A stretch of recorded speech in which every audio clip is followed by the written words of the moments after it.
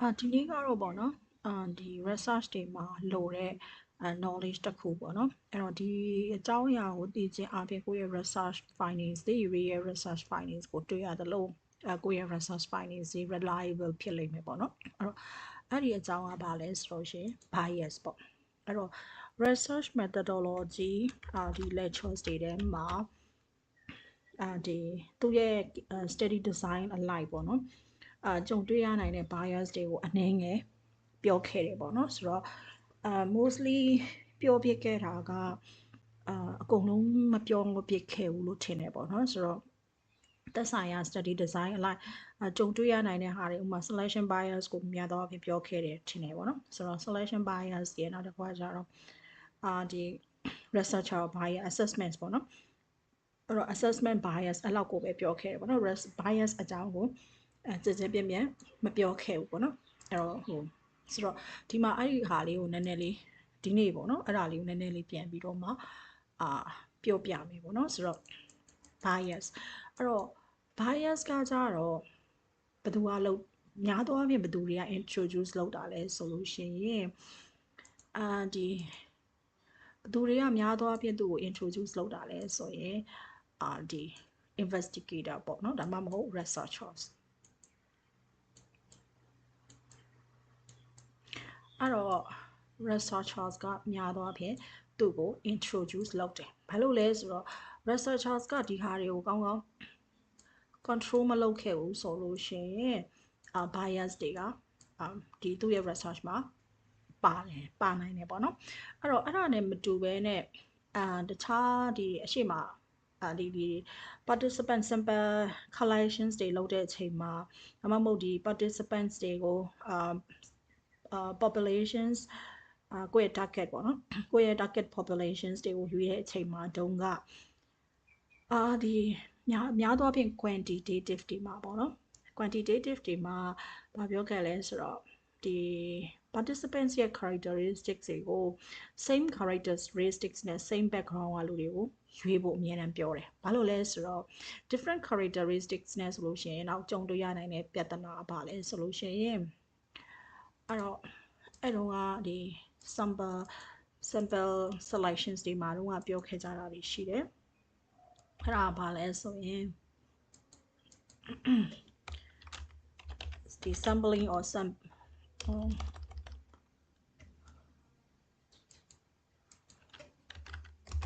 အဲ့တော့ sample တွေရွေးတဲ့အချိန်မှာတော့ဒီအဲ့ဒါတွေရွေးတဲ့အချိန်မှာတော့okay same characteristics နဲ့ပေါ့နော်အဲ့တော့ဒီ similar ပေါ့နော် same တော့မရနိုင်ဘူး similar အဲ့တော့ similar characteristics နဲ့ကိုဒီ samples တွေရွေးတယ်အဲ့တော့အဲ့ဒါကဘာကို prevent လုပ်ချင်တာလဲဆိုလို့ရှိရင် confounding factors ကို prevent လုပ်ချင်တာ confounders ကို control လုပ်ချင်တာအဲ့ဒါခါကျတော့ bias တွေက researcher side ကလာတယ်ဟုတ်ပြီနော်အဲ့တော့ bias က researcher ရဲ့ side ကလာတယ်အဲ့တော့ confounding factors တွေကကြတော့ sample ဆိုတော့ဒါ participants တွေအဲ့တော့ participant side ကလာတယ်ဟုတ်ပြီနော်အဲ့တော့ participants တွေကိုရွေးတော့ similar characteristics တွေနဲ့ဖြစ်တဲ့ same background same education အဲ့ဒါနောက်ပြီးတော့ခါကြတော့များသောအားဖြင့်ပေါ့နော် same education နောက်တစ်ခုကကြတော့သူတို့နေထိုင်တဲ့ဒီ area ပေါ့နော်ဆိုတော့အဲ့ဒါတွေနဲ့ similar ဖြစ်တဲ့ characteristics တွေကိုရွေးကြတယ်ဘာလို့လဲဆိုတော့ confounding factors ကိုထိန်းကျင်လို့ပေါ့နော်အဲ့တော့ဒါက confounding factor စီ participant side ကလာတယ်အဲ့တော့ bias က researcher side ကလာတယ်အဲ့တော့ဒီနှစ်ခုလုံးဒီ research အတွက်ပေးဟာမှာမကောင်းဆိုတော့ okay ဒီနေ့ bias ကြောင်းပြောရအောင်အဲ့တော့ bias လို့ပြောလာရင် mainly နှစ်ခုရှိတယ်နံပါတ်1ကဘာလဲဆိုတော့ selection bias အဲ့တော့ selection bias နောက်တစ်ခုကကြတော့ information bias အဲ့တော့ selection bias ကိုအရင်ပြောရအောင်အဲ့တော့ဒီ selection bias အဲ့တော့ selection လုပ်တဲ့အချိန်မှာတုန်းကများသောအားဖြင့်ပေါ့နော်ဒီ observational study designs တွေရှိတယ်ပေါ့နော်အဲ့တော့ observational study design တွေကဘာတွေလဲဆိုတာအရှိမသိခဲ့ပြီးသားဖြစ်မယ်ပေါ့နော်ဆိုတော့အဲ့တော့ observational ဆိုတော့ experimental ကလွယ်လို့ရှင်ကျန်တာတွေအကုန်လုံးက observational ပဲ maybe descriptive လည်းဖြစ်နိုင်တယ် analytic လည်းဖြစ်နိုင်တယ်ကြိုက်တဲ့ဟာဖြစ်လို့ရတယ်အဲ့တော့ observational studies တွေမှာ selections ဒီ square samples တွေကို select လုပ်တဲ့အခါမှာဘာနဲ့သွားလဲဆိုလို့ရှိရင် randomizations နဲ့သွားတာကောင်းတယ်လို့ပြောကြတယ်ပေါ့နော်ဆိုတော့အဲ့လိုမျိုး randomization ဆိုတဲ့သဘောတရားကဘာလဲဆိုရင်ဒီကိုယ့်ရဲ့ participants တွေကို equal chances to participate ဟုတ်ပြီနော်အဲ့ဒီစကားလုံးဒီအရေးကြီးတယ်ဘာလဲဆိုတော့ equal chances အဲ့တော့ဒီ research တွေတဲကိုပါဝင်ခွင့်ပေါ့နော်ပါဝင်ခွင့်ရဖို့သူတို့ဒီ equal chance ရှိရမယ်ဟာဒီ research ကတော့အကျိုးများမှာပဲငါရဲ့အသည့်တွေကိုပဲထည့်လိုက်မယ်ဟုတ်နော်အဲ့တော့ဒီ research ကတော့ငါကဘလို့လူမျိုးတွေကိုပဲငါလေ့လာချင်တာဆိုပြီးတော့မှကိုယ့်ရဲ့ preference ပေါ့နော်အဲ့ဒါမျိုးတွေနဲ့လုပ်တာမျိုးမဟုတ်ဘဲနဲ့လူတိုင်းကို equal chances ပေးရမယ်အဲ့လို equal chances ပေးတာမှသာလေ randomization ဖြစ်တယ်ပေါ့နော်အဲ့တော့အဲ့လို equal chances ပေးလို့ရှိရင်ဒါကဒီ randomizations ဖြစ်တယ်ပေါ့နော်အဲ့တော့ randomizations နဲ့သွားလို့ရှိရင် okay research ရဲ့ findings ဒီ generalizations ရလိမ့်မယ်ပေါ့နော်ရနိုင်တယ်ပေါ့အဲ့တော့ဆိုတော့များသောအားဖြင့်ရနိုင်တယ်ပေါ့နော်အဲ့တော့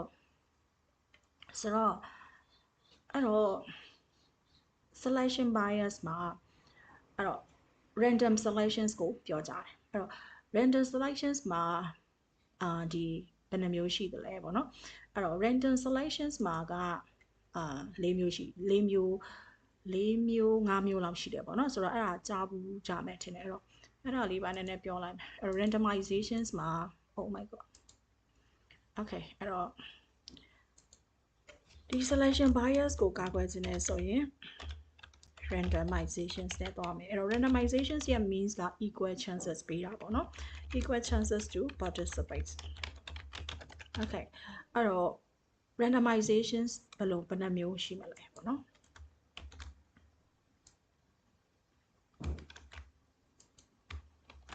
oh my god oh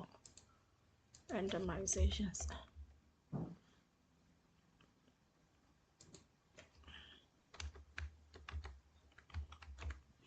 အဲ့တော့ randomizations မှာနံပါတ်1ကအသုံးအများဆုံးကဒီ simple random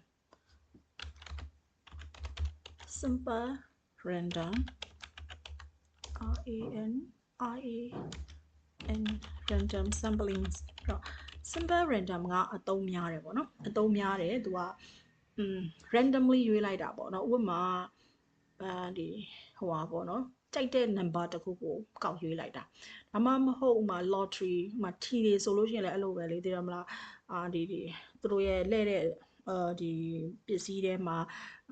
ဟို number တွေအများကြီးထည့်ထားပြီးတော့မှအဲ့ဒါကိုတစ်လုံးစီရွေးလိုက်ပြီးတော့မှ okay ဒါ lottery အနေနဲ့ထွက်လာတာအဲ့ဒါဒီ lottery ဒီ simple random sampling method ကိုသုံးတာဒါမှမဟုတ် computer generated random list ပေါ့နော်ဥပမာအခုခေတ်ဆိုရင်မဲဖောက်ပေးတယ်ပေါ့နော်မဲဖောက်ပေးတယ်ဆိုရင် computer ထဲမှာတိုက်တဲ့ number တစ်ခုပေါ်လာအောင်spin လုပ်လိုက်တယ်ပေါ့နော်ဆိုတော့အဲ့ဒါဒီ simple random အဲ့လို simple random တွေကဥပမာဒီဟိုပါပေါ့နော်ဒီ research မှာဆိုလို့ရှိရင်ဒီ data မှာရှိတဲ့ကိုက migrants တွေကိုလေ့လာနေတာဆိုရင် okay ဒီ data မှာရှိတဲ့ဟိုပါပေါ့နော် legally အလုပ်လုပ်နေတဲ့ migrants တွေရဲ့ list ရှိမယ်အဲ့ list တွေကဥမာ list က2000ရှိတယ်ဆိုပါဆိုအဲ့ list တွေက200ကို randomly ရွေးလိုက်တယ်ဆိုရင်ဒါ simple random အဲ့လိုမျိုး simple random ကကြတော့ဒီဘယ်လိုမျိုးအခြေအနေမှာသုံးလဲဆိုတော့ populations က small ဖြစ်တယ် homogeneous ဖြစ်တယ်ဆိုလို့ရှိရင်ဒီ simple random ကိုသုံးတာကောင်းတယ်ပေါ့နော်နောက်တစ်ခုကကြတော့simple random ပြီးတော့နားလေးနော် simple random ပြီးတော့နောက်တစ်ခုကကြတော့ဗာလဲဆိုရင် systematic random sampling ပေါ့အဲ့တော့ systematic ကကြတော့ဘယ်လိုမျိုးလဲဆိုရင်ဒီဟိုပါပေါ့နော်ကိုထဲမှာဥပမာလူနာတွေဆိုရင် registration number တွေရှိတယ်လीနော်အဲ့ registration number တွေမှာ အဲ့ registrations နံပါတ်တွေကိုမူတည်ပြီးတော့မှဥပမာဘယ်လိုပြောမလဲ registration နံပါတ်က1 2 3 4 5 6 9 10 so and so forth ပေါ့နော်ဆိုတော့အဲ့လိုမျိုးရှိတဲ့အခါမှာဒီလိုမျိုးပေါ့နော်1 နဲ့3 2 ယောက်မြောက်ကိုအမြဲရွေးတယ်ဆိုပါစို့ဥပမာဒါဆို1ကိုရွေးမယ်အဲ့တော့1ကို2ယောက်ကြော်ပြီးတော့မှရွေးမယ်ဆိုရင်4ပေါ့4ကို2ယောက်ကြော်ပြီးရွေးမယ်ဆိုရင်ဒီမှာခွန်ပေါ့2ယောက်ကြော်ပြီးရွေးမယ်ဆိုရင်10ပေါ့ဟုတ်ပြီနော်အဲ့လိုရွေးလိုက်တယ်အဲ့လိုရွေးတဲ့အခါမှာဥပမာပေါ့နော်အဲ့တော့ခါကြတော့17 okay အဲ့လိုမျိုးရွေးနေရင်နဲ့13ရွေးရတော့မယ်ပေါ့နော်အဲ့တော့13ရွေးရတော့မယ်အဲ့ပုံမှန်ရဆိုလို့ရှိရင်73ရောက်ပြီပေါ့နော်အဲ့တော့အဲ့လိုမျိုး73ကိုရွေးတဲ့အခါမှာ73ကဒီ research မှာသူမပါနိုင်ဘူးပေါ့နော်သူမှအကြောင်းမျိုးကြောင်းရှိတယ်မပါနိုင်ဘူးဆိုရင်လည်း okay အဲ့ဒါဆိုလို့ရှိရင်14ကိုကြော်ချပြီးရွေးလို့ရတယ်ဟုတ်ပြီနော်ဆိုတော့အဲ့ဒါမျိုးရတယ်ပေါ့နော်အဲ့တော့ဒါက systematic random samplings အဲ့တော့ okay အဲ့တော့နောက်တစ်ခုပြောရအောင် systematic ကကြတော့ကို့မှာဒီလိုမျိုး registrations လိုဟာမျိုးရှိတဲ့ ID number လိုဟာမျိုးရှိတစ်ခုခုပေါ့နော်အဲ့တော့ဒါကိုသုံးပြရအောင်လွယ်ကူတဲ့ဟာမျိုးဆိုလို့ရှိရင် systematic random samplings ကိုသုံးတယ် okay နောက်တစ်ခုကြည့်အောင်နောက်တစ်ခုကကြတော့systematic ပြီးတော့ stratified random sampling stratified random အကုန်လုံးဒီ random method တွေစီပဲเนาะ random sampling stratifying ရဲ့ means ကပါလဲဆိုရင် group ခွဲတာပေါ့เนาะ strata ဆိုတာ group ကိုပြောတာအဲ့တော့ group နေတယ်လုပ်တယ်အဲ့တော့ group နဲ့လုပ်တဲ့အခါမှာဘယ်လိုမျိုးလဲဆိုလို့ရှိရင်ဒီဟိုပါပေါ့เนาะကိုကဥပမာ hypertension ပေါ့เนาะအဲ့တော့ hypertension လိုဟာမျိုးမှာကိုကဒီ hypertension ပေါ့เนาะ hypertension မှာကိုကနှစ်မျိုးနှစ်စားရှိတယ်ဆိုပါစို့အဲ့တော့ male အုပ်စုက heavy smoke လုပ်တဲ့လူတွေလည်းရှိတယ်ဟုတ်ပြီနော်နောက်တစ်ခုကကြတော့အဲ့ male ထဲမှာကိုပဲ plus သူကalcoholic တွေပါတယ် alcohol ပေါ့နော်အဲ့ဒါမျိုးပါတယ်နောက်တစ်ခုက male ထဲမှာပဲအဲ့ဒါပဲတခုမှမလုပ်တဲ့သူတွေပါတယ်အဲ့ဒါတခုမှ alcohol smoking စူးမှမလုပ်ဘူးဒါပေမဲ့သူကဟိုပါရှိတယ်ပေါ့နော် family history ရှိတယ်ဆိုပါစို့အဲ့ဒါမျိုးဆိုလို့ရှိရင်ကိုကဒီလိုမျိုး randomly ကိုရွေးတဲ့အခါမှာrandomly ဆိုတော့ဥမာ smoking လုပ်တဲ့သူတွေကြီးပဲလဲပါရင်ပါလာနိုင်တယ်ကိုယ်ထဲမှာဟုတ်ပြီနော်အဲ့တော့ alcohol တောက်တဲ့လူတွေကြီးပဲလဲပါလာတယ်ဒါပေမဲ့ကိုကအဲ့ဒါမျိုးမရချင်ဘူးဒီ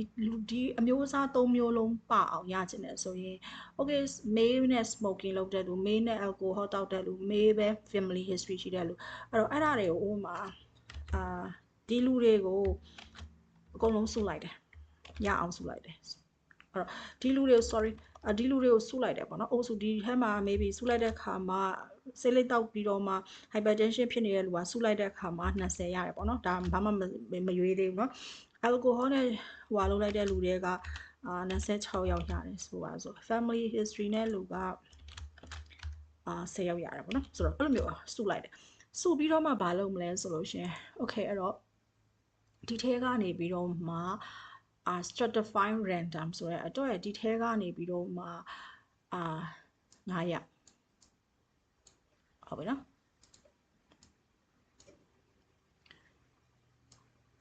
okay အဲ့တော့ကိုက15ယောက်ရွေးရမယ်ဆိုလို့ရှိရင်15ယောက်ပေါ့နော်အဲ့တော့15ယောက်ရွေးရမယ်ဆိုရင်ဒီထဲက9ယောက်ဟုတ်ပြီနော်အဲ့တော့ဒီထဲက9ယောက်ဒီထဲက9ယောက် randomly ပြန်ရွေးမှာဟုတ်ပြီနော်အဲ့ဒါမျိုးရွေးလိုက်လို့ရှိရင်ကိုယ့်ရဲ့ participants တွေထဲမှာသူ့ရဲ့ subgroup နဲ့ပါလာတာပေါ့နော်ဆိုတော့ခါကျအကုန်လုံးလဲ characteristic ကကိုရချင်တဲ့ character လဲအညီလူတွေလဲ participants တွေလဲရမယ် random method ကိုလဲရမယ်ပေါ့နော်အဲ့တော့ဒီမှာ total 15ရက်အဲ့တော့အဲ့ဒါဒီဒါက strata ပေါ့ group တွေခွဲခြားလိုက်တာဆိုရင်ဒါ stratifying random sampling ပေါ့ဟုတ်ပြီနော်နောက်တစ်ခုကကျ cluster random sampling နောက်တစ်ခုကဒီလိုလေးရေးတာပိုကောင်းမယ် simple random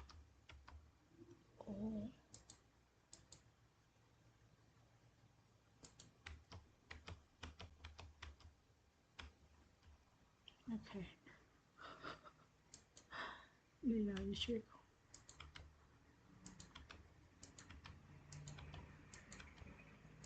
Okay,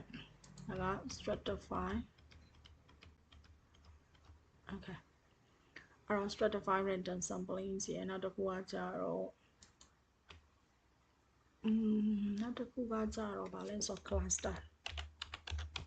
Cluster random sampling.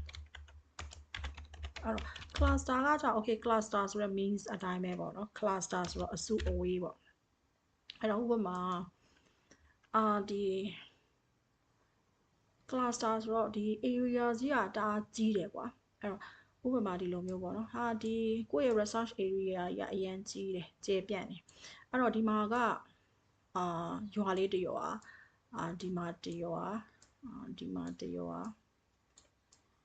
ရွာလေးတွေကအဲ့လိုမျိုးလေးတွေပေါ့နော်အဲ့လိုမျိုးတွေရှိတာအဲ့တော့အဲ့လိုမျိုးရှိတဲ့အခါမှာဘယ်လိုပြောမလဲကိုကဒီ area အကုန်လုံးလည်းပါခြင်းတယ်ဒါပေမဲ့ဒီဟာတွေလူအကုန်လုံးကိုရွေးဖို့ဆိုတာလည်းမဖြစ်နိုင်တော့ဥပမာဒါဟိုပါပေါ့နော် camps တွေထားပါ refugee camps တွေက okay ဒီလိုမျိုး camps လေးတွေကအုပ်စုနဲ့ရှိအဲ့လိုမျိုးရှိတဲ့အခါမှာလည်းသူက area လည်းရမ်းကျယ်တယ်တစ်ခုနဲ့တစ်ခုကလည်း disperse ဖြစ်နေပေါ့နော်အဲ့တော့ခါကျကိုကဘာလုပ်ချင်လဲဆိုတော့ okay ဒီထဲကဒီ camps ထဲက10ယောက်ဒီ camps ထဲက10ယောက်ဒီလိုလဲ10ယောက်ဒီထဲက10ယောက်ဒီထဲက10ယောက်ဒါပေမဲ့ပေါ့နော်ဥပမာဒီ camps နဲ့ဒီ camps နဲ့လူကြီးမတူဘူးဆိုလို့ရှင် okay ဒီ camps ကလူရန်နေတာဖြစ်တဲ့အတွက်9ယောက်ဒီဘက်က9ယောက်အဲ့တော့ camps ထဲမှာလူကြီးဘယ်လောက်ပဲရှိတဲ့ဟာမျိုးဆိုတော့9ယောက်ဖယ်ယူမယ်အဲ့ဒါမျိုးကို define လုပ်လို့ရတယ်အခါကျတော့လူဦးရေပေါ်မှာမူတည်ပြီးတော့မှတခါတည်း randomly ရွေးလို့ရတယ်ဒါဆိုရင် cluster random sampling ပေါ့ဟုတ်ပြီနော်နောက်တစ်ခုကကျတော့ multi stage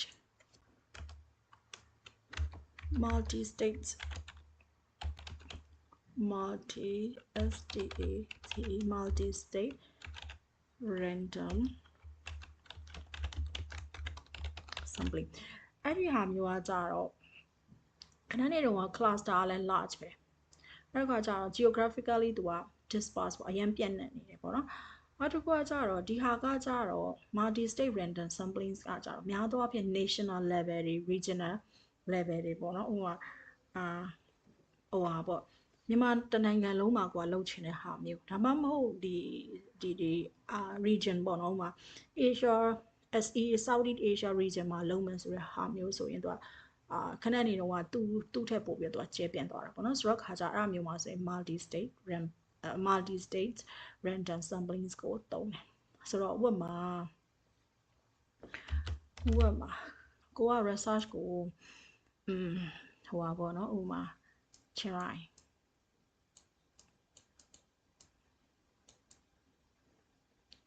ချင်းရိုင်းဆိုပြီးရွေးလိုက်တယ်ဒါ number 1 state အဲ့ချင်းရိုင်း state တွေကမှဘာတွေလဲဆိုလို့ရှိရင် university အဲ့ university အဲ့ university ထဲမှာမှ okay အဲ့ချင်းရိုင်းဆိုတဲ့ province တစ်ခုရှိတယ်အဲ့ province ထဲကမှ university ကိုယူလိုက်တယ်အဲ့ဒီ university တွေထဲကမှ okay local university တွေရှိတယ် international ရှိတယ်ဆိုတော့ okay အဲ့တော့ university ကိုပဲရွေးမှာဖြစ်တဲ့အတွက်local ဖြစ်ဖြစ် international ဖြစ်ဖြစ်ဒီလိုမျိုးအဲ့ထဲကနေပြီးတော့ဒါလေးဆိုရင် students တွေကိုရွေးလိုက်တယ် okay ချင်းရိုင်းမှာရှိတဲ့area state တွေကတဆင့်ချင်းတဆင့်ဒီ state by state ပေါ့ချင်းရိုင်းအဲ့တော့ထိုင်းတနိုင်ငံလုံးထဲမှာမှချင်းရိုင်းပြီးတော့မှ university ပြီးတော့မှ students အဲ့တော့ဒါဒီ multi state sampling random sampling ဖြစ်တယ်ပေါ့နော်ဆိုတော့အဲ့ဒါမျိုးသွားတာပေါ့နော်ဆိုတော့အဲ့ဒါဒီmulti state random sampling ဆိုတော့အဲ့တော့ဒီ observational studies တွေထဲမှာ random samplings ကိုသုံးကြတာများတယ်အဲ့တော့ experimental မှာ random samplings လို့မသုံးဘူးเนาะအဲ့ဒါလေးတစ်ချက်သိဖို့တော့လိုတယ်အဲ့တော့ experimental state မှာတော့ဘာလို့သုံးလဲဆိုတော့ randoms allocations လို့သုံးတယ်ဟုတ်ပြီเนาะအဲ့တော့ experimental မှာ randomizations လဲrandom allocations လုပ်တယ်ဒါပေမဲ့random samplings လုပ်စရာမလိုအဲ့ဒါက observational study နဲ့ experimental study မှာနည်းနည်းလေးကွဲအခုပြောတာ mainly ပြောတာဒီ samplings method တွေဒီ observational studies တွေအတွက်ဖြစ်တယ် okay အဲ့တော့ဆိုတော့ random sampling ဆိုလို့ရှိရင်ပြီးပြီပေါ့နော်ဆိုတော့အဲ့တော့ကိုသုံးတဲ့ study design ပေါ်မှာလည်းမူတည်ပြီးတော့မှ okay ဘယ် sampling method ကအဆင်ပြေတယ်ဆိုတာမျိုးလည်းရှိတယ်ဥပမာ multi state random sampling ဆိုလို့ရှိရင်ဥပမာများသောအားဖြင့် cross sectional လိုဟာမျိုးမှာသုံးတာများတယ်ဥပမာ case control လိုဟာမျိုးဆိုရင် multi state random sampling ကသုံးလို့မရအောင်ဆိုတော့အဲ့တော့ပြောရရင်တော့ research တွေအကြောင်းပြောရတာကအရန်ကျေပြန့်လွန်းနေပေါ့နော်ဆိုတော့ bias လို့ပြောသွားတဲ့အခါမှာတခြားဟာတွေနဲ့ဆက်ဆက်ပြီးစဉ်းစားရတယ်လေပါတယ်ဒါပေမဲ့အကုန်လုံးပြောဖို့ကတခါတလေကြာရင်တခါတည်းအကုန်လုံးပြောလိုက်ဖို့ကတော့ခဲရင်းနေပေါ့နော်ဆိုတော့ okay အဲ့တော့ randomizations တွေနဲ့တွားလို့ရှိရင်ဘာလုပ်လို့ရလဲဆိုတော့ selection bias ကိုညာတော့အဖြစ်ကာကွယ်နိုင်တယ်ဟုတ်ပြီနော်အဲ့တော့ဖြစ်နိုင်သမျှrandom method နဲ့တွားလို့ရတယ်တွားရမယ်ပေါ့နော်အဲ့တော့အဲ့ random methods တွေထဲမှာ okay simple random လို့သုံးလို့ရတယ် systematic random stratified random နောက်တစ်ခါကျတော့ cluster အဲ့တော့ဒီမှာ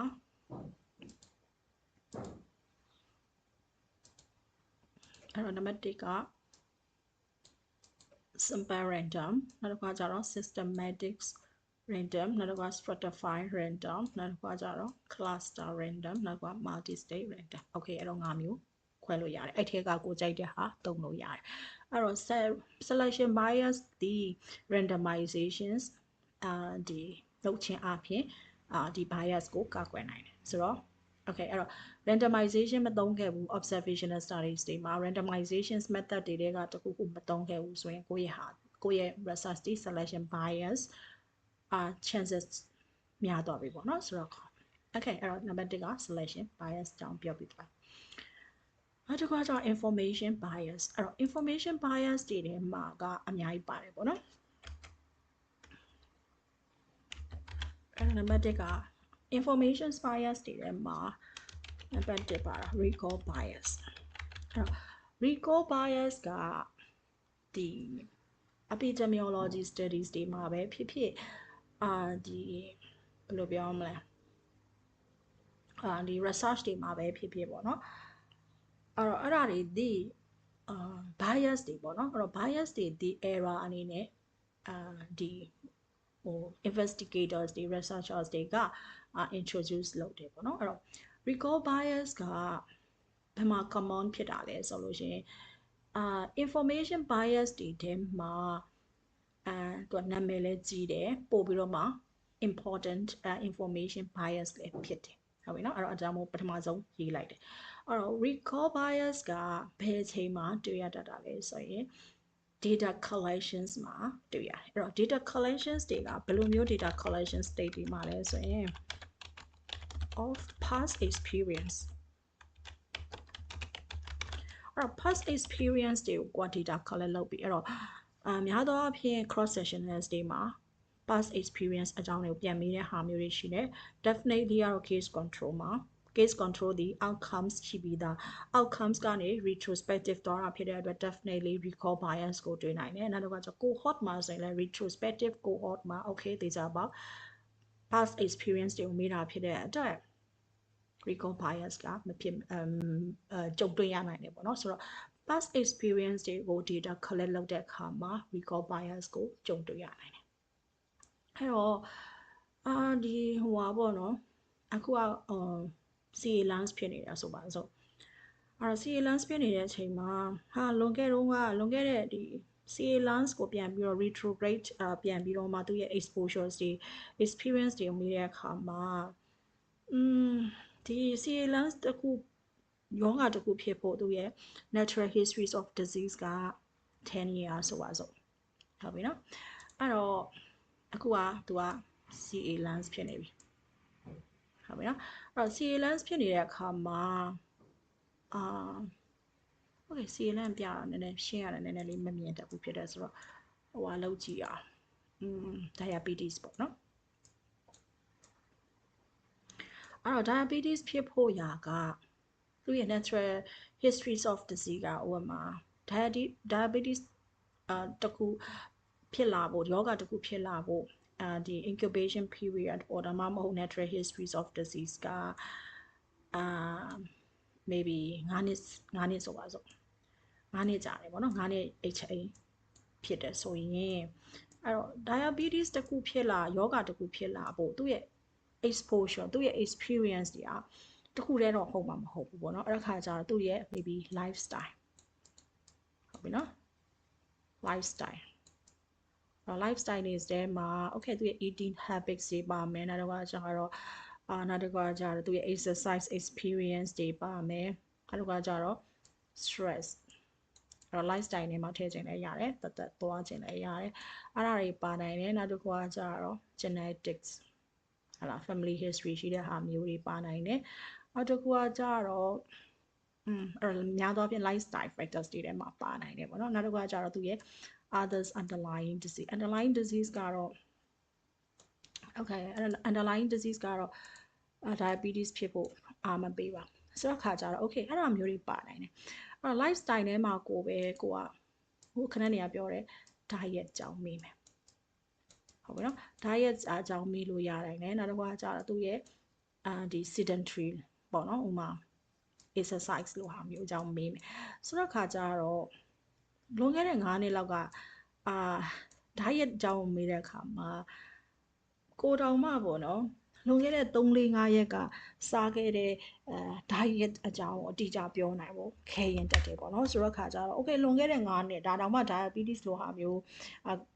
ကိုစဉ်းစားလို့9နှစ်လို့ဟာမျိုးကိုစဉ်းစားပြလို့ရတယ်အဲ့တော့ခဏတည်းက cancer လို့ဟာမျိုးဆိုရင် maybe 20 years long back ပေါ့နော်ဆိုတော့အဲ့ဒါမျိုးဆိုရင်ဒါတွေကအကုန်လုံးမမေးနိုင်ဘူးခဲရင်နေပေါ့နော်ဆိုတော့အဲ့ဒါမျိုးတွေကိုအရင်ကလွန်ခဲ့တဲ့ experience တွေကိုမေးတဲ့အခါမှာ recall ပြန်လုပ်ဖို့ခက်တတ်တယ်အဲ့တော့အဲ့ဒါမျိုးတွေစီမှာဆိုရင်သူကလည်းမဖြေရင်လည်းမကောင်းဘူးပေါ့နော်မဖြေရင်လည်းမကောင်းဘူးဆိုတော့ငါထင်တဲ့လောက်ကလေးဖြေလိုက်မယ်ဆိုတဲ့ဟာမျိုးကြုံရနိုင်တယ်အဲ့တော့အဲ့ဒီအချိန်မှာဘာကြုံတွေ့ရနိုင်လဲဆိုတော့ recall bias ကြုံတွေ့ရနိုင်တယ်ဟုတ်ပြီနော်အဲ့တော့ recall bias ကိုဘယ်လိုမျိုး prevent လုပ်လို့ရမလဲဆိုလို့ရှိရင်ကိုယ့်ရဲ့ questionnaires တွေတော့ပေါ့ develop လုပ်တဲ့အခါမှာကိုကအခုပေါ့နော် lifestyle အကြောင်းပြောနေ diet အကြောင်းပြောနေနဲ့ခုံပေါက်ပြီးတော့မှfamily history ရှိလား family ထဲမှာဥမာပေါ့နော်ကိုယ့်ရဲ့မောင်နှမသားချင်းတွေထဲမှာဘယ်နှယောက်ကတော့ diabetes ဖြစ်တယ်လဲအဲ့လိုမျိုးမေးနေနဲ့မဟုတ်ပြန်ဘူးနောက်တစ်ခါကျ stress level ရောက်သွားပြန်ပြီမဟုတ်အဲ့ stress ကနေပြီးတော့မှ exercise အကြောင်းပြန်ရောက်လာပြီကိုကဟိုရောက်လိုက်ဒီရောက်လိုက်တယ်အဲ့လိုမျိုးမေးတာမျိုးဆိုရင် recall bias ကိုမကာကွယ်နိုင်ဘူးဆိုတဲ့အတွက်ကိုက structure နဲ့ပေါ့နော်အဲ့တော့သူ့ရဲ့ရီးရလိုက်တခုချင်းစီသိရမလားသူ recall ပြန်လုပ်နိုင်ဖို့လွယ်ကူတဲ့ပုံစံမျိုးနဲ့ကိုယ့်ရဲ့ questionnaires ကို develop လုပ်ဖို့လိုတယ်အဲ့တော့ဟိုရောက်လိုက်ဒီရောက်လိုက်ဟိုနှစ်ကိုရောက်လိုက်ဥမာဟိုလွန်ခဲ့တဲ့နှစ်ကိုပြန်ရောက်သွားလိုက်အဲ့ဒါမျိုးဆိုရင်တော့ recall bias ကrecall bias ကိုမကာကွယ်နိုင်ဘူးပေါ့အဲ့တော့ recall bias ဒီအနေငယ်ရှိနိုင်တယ်ဒါပေမဲ့ခဏနေရပြောသလိုကိုကအဲ့ဒါကို short ချလို့ရတယ်ပေါ့နော်ဆိုတော့အဲ့တော့ recall bias ကြုံတွေ့ရနိုင်တယ်နောက်တစ်ခါကျတော့ measurement bias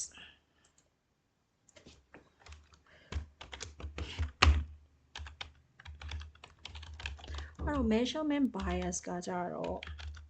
အဲ့တော့ဥမာခဏနေတော့ကခဏနေတော့ diabetes အဲ့တော့နောက်တစ်ခု example ပြောပြမယ်အဲ့တော့ measurement bias ကဥမာ HIV အဲ့တော့ HIV တခုကို measurement bias ကဘယ်တွေမှာတော့များတော့ပြင်တွေ့နိုင်တာလဲဆိုတော့ဒီဟိုဟာတွေမှာပေါ့နော်ဒီ duration အရှည်ကြီးတွေနဲ့လုပ်တဲ့ research တွေပေါ့နော်ဆိုတော့ အဲ့တော့ဥမာ retrospective cohort တို့နောက်တစ်ခါ prospective cohort တို့နောက်တစ်ခါကျတော့ဒီ RCT ပေါ့နော် randomized control trials တွေအဲ့လိုမျိုးတွေမှာလုပ်တဲ့ဟာမျိုးတွေဆိုလို့ရှိရင်ဥပမာ HIV အတွက်ဒီက research လုပ်နေဆိုတော့ HIV တစ်ခုဖြစ်လာဖို့ဥမာ HIV ကနေပြီးတော့မှ okay ဘယ်လိုပြောရင်ကောင်းလဲအဲ့တော့ HIV ကဘယ်လိုပြောရင်ကောင်းလဲဆိုတော့ okay HIV နဲ့မပြောဘူးနဲ့ပြောကြည့်အောင်diabetes နဲ့ပြောကြည့်အောင်အဲ့တော့ diabetes တစ်ခုကိုက diabetes ဟိုပါပေါ့နော်ဒီ participants တွေက diabetes ရောဂါရှိပြီးသားအဲ့တော့ရှိပြီးသားကိုကနောက်ထပ်သူ့ရဲ့ complications တစ်ခုကိုစောင့်ကြည့်ခြင်းနဲ့ဆိုပါစို့ result တစ်ခုကိုစောင့်ကြည့်ခြင်းနဲ့ပေါ့နော်ဥမာဒါမှမဟုတ်ဆေးအသစ်တစ်ခုကိုစမ်းခြင်းနဲ့ပေါ့နော်အဲ့တော့ new drugs ကိုစမ်းခြင်းနဲ့အဲ့တော့ new drugs ကိုစမ်းခြင်းတဲ့အခါမှာသူက2မျိုးရှိမယ်ပေါ့နော်အဲ့တော့ဒီဟိုပါပေါ့ဘယ်လိုပြောမလဲဒီ case နဲ့ control နဲ့ပေါ့နော်အဲ့တော့experimental မှာဆိုလို့ရှိရင် okay diabetes ရှိတဲ့လူအဲ့ဒါဆိုရင်သူက2ခုရှိမယ်ဒီက group 1ပေါ့နော် group 1နောက်တစ်ခုက diabetes ရှိတဲ့သူပဲ group 2ဟုတ်ပြီနော်ဒါ group 1အဲ့တော့ group 1နဲ့ group 2မှာသူတို့2ယောက်စလုံးကသူတို့ group 2ခုလုံးက diabetes ရှိတယ်နော်အဲ့တော့ရှိတဲ့အခါမှာ okay သူ့ကိုက2ခုလုံး complications ကြည့်ချင်တာပေါ့နော် complications ကိုကြည့်ချင်တာအဲ့တော့ဒီ group 1ကို group 1နဲ့2နဲ့အဲ့တော့ group 1ကိုကကြတော့ traditional drugs ပေါ့နော်အဲ့တော့အရင်သုံးနေကြ traditional drugs နဲ့သုံးတယ်အဲ့တော့ maybe metformin ဆို metformin ပေါ့ဒါမှမဟုတ် insulin ထိုးနေတယ်ဆို insulin ပေါ့ဒါ original အရင်ရှိပြီးသား drugs တစ်ခုခုသုံးလို့ရတယ် group 2ကိုတော့ new drugs စမ်းချင်တာအဲ့တော့ new drugs ကိုသုံးမယ်ပေါ့နော်သုံးပြီးတော့ခါကြတော့ဒီနှစ်ခု compare လုပ်ချင်တာအဲ့တော့ traditional drugs သုံးတဲ့သူတွေထက် new drugs ကိုသုံးတဲ့သူတွေဒီ complications ဥပမာဒီ nephropathy နည်းသွားတယ်တို့တခုခုပေါ့နော်CKD ဖြစ်နှုန်းနည်းသွားတယ်ဆိုတော့ဟာမျိုးတို့နောက်တစ်ခုခုပေါ့နော်အဲ့ဒါမျိုးတွေကိုဒီ diabetes itself ရဲ့ complications ကိုပြောတာเนาะ drugs ရဲ့ complications ကိုပြောတာမဟုတ်အဲ့ဒါမျိုးဆိုလို့ရှိရင် तू ဒီနှစ်ခုကိုနှိုင်းရှင်းကြတယ်အဲ့လိုနှိုင်းရှင်းတဲ့အခါမှာဒီတစ်လျှောက်လုံးမှာပေါ့เนาะဒါက10နှစ်ကြာတယ်ဒီ duration ကြီးက10နှစ်ကြာတယ်အဲ့ဒီ10နှစ်ကြာတဲ့အခါမှာဒီတခါလေကြာလို့ရှိရင် fasting plus glucose စစ်ရတာတွေပါနိုင်တယ်တခါလေကြာရင် hemoglobin A1C တွေစစ်ရတာပါနိုင်တယ်အဲ့တော့10နှစ် or ဒါမှမဟုတ် maybe နှစ်20အဲ့တော့အဲ့လိုမျိုးlong very long durations တွေနဲ့စောင့်ကြည့်ရတဲ့ဟာမျိုးမှာအရင်တော့က FPS ကိုဒီဟိုပါပေါ့နော်ဘယ်လိုပြောမလဲ FPS ကိုဖောက်ဖို့ဆိုလို့ရှိရင်ခုခေတ်မှာ set တွေအများကြီးပဲဟုတ်ပါနော် set အမျိုးအစားတွေအများကြီးပဲအဲ့တော့ set အမျိုးအစားတွေမတူတဲ့အခါမှာ result တွေကကွဲထွက်တယ်အဲ့တော့ဘယ်လိုပြောမလဲအရင်ကြီးမတူအောင်ကွဲထွက်သွားတာမျိုးမဟုတ်ပေမဲ့ကွဲကိုကွဲတယ် set တွေကအဲ့တော့က hemoglobin AM1C ကိုစစ်တဲ့အခါမှာ lab တွေကွဲတယ်အဲ့တော့ဒီနှစ်20လုံးကြီးဒီ lab တစ်ခုတည်းကိုသုံးနိုင်ဖို့ကလည်းမဖြစ်နိုင်ဘူးနောက်တစ်ခါကျတော့အဲ့တော့ set တွေကနှစ်20တို့10နှစ်တို့ဆိုတဲ့အခါမှာအရင်တော့ FPS ကိုတွေးဖောက်ပြီးတော့မှစစ်တယ်ပေါ့နော်နောက်ပိုင်းကျတော့ test kit နဲ့စစ်တယ်နောက်ပိုင်းကျတော့တခုခုနဲ့စစ်တယ်ဆိုတာ changes တွေအများကြီးရှိတိုင်းတယ်အဲ့ဒီ changes တွေမှာဒီ measurements တွေက standardization မရှိတော့အဲ့တော့ hemoglobin A1C ကိုစစ်တဲ့ lab တွေကလည်းဒီနှစ်20အတွင်းမှာ4-5ခုပြောင်းသွားတယ်ဆိုတော့အဲ့ဒါဒီ measurement bias ဆိုတော့ဖြစ်နိုင်လို့ရှိရင် standardization တစ်ခုနဲ့သတ်မှတ်ပြီးတော့မှသုံးဖို့လိုတယ်တစ်ခုကနေတစ်ခုကို changes ပေါ့နော်ဒီကိုယ့်ရဲ့ test kits တွေပြောင်းသွားတာ lab တွေရဲ့ methods တွေပြောင်းသွားတာတစ်ခုခု design lab တွေရဲ့သုံးနေရာတွေတစ်ခုခုပြောင်းသွားတယ်ဆိုလို့ရှိရင်ကိုကအဲ့ဒါကို validate clearly validate လုပ်ဖို့လိုတယ်အဲ့ဒါဒီပါလဲဆိုတော့ measurement bias ဟုတ်ပြီနော် okay အဲ့ဒါတွေကိုမသိထားဘူးဆိုရင် researcher က control လုပ်မှာမဟုတ်ဘူးမလုပ်ဘူးဆိုရင်အဲ့ဒါတွေဒီ bias တွေဖြစ်ပါပြီနော် okay အဲ့တော့နောက်တစ်ခုသွားကြည့်ရအောင် information measurement bias ပြီးတော့နောက်တစ်ခုကကျတော့ assessment bias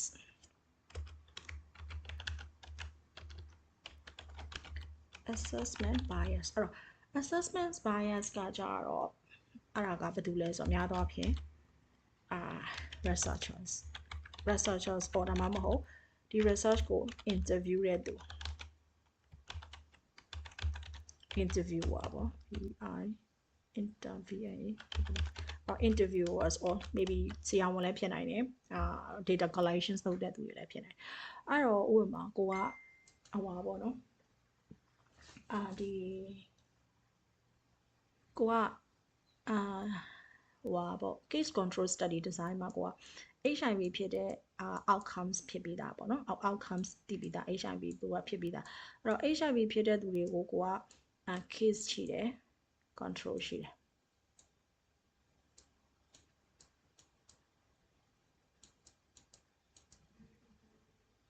အဲ့တော့